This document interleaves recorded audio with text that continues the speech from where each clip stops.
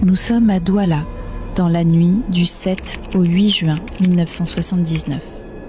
Une famille entière sera décimée à Bonaberry. Le père, la mère, leur enfant de 3 ans, jusqu'aux chiens. Tous assassinés. Leur corps, jeté dans une fosse.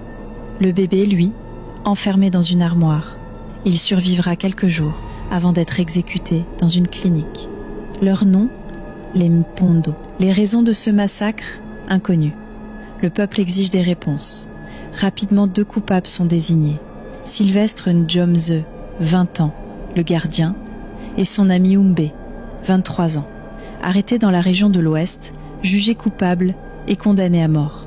On ne les laissera jamais donner leur version des faits. Mais leur exécution, 8 ans plus tard, interroge.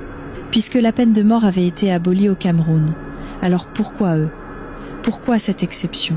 Peu avant d'être fusillés, il lâche une dernière phrase. « Nous voulons voir le gouverneur. Nous avons fait partie du groupe, mais nous n'avons pas tué. Ceux qui l'ont fait sont en liberté, dans la richesse. On vous laisse avec votre Cameroun. » Des paroles lourdes, des aveux à demi-mot, et surtout, une bombe politique. Car derrière ce drame se cache une vérité qu'on a voulu étouffer.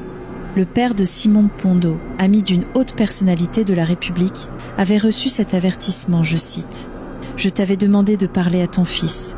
On aurait pu éviter ce drame. » Simon Mpondo était-il devenu gênant, trop influent, trop ambitieux ? Lui et sa famille ont payé le prix fort. Son père, brisé par le chagrin, se laisse mourir en 1981, après une grève de la faim. Officiellement, l'affaire Mpondo est résolue.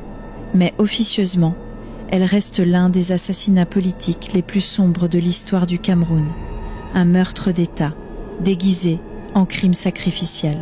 Dans cette affaire, la justice n'était qu'un masque. Le procès, une mise en scène. Et les exécutions, un avertissement envoyé au peuple. Personne n'est à l'abri. Et si vous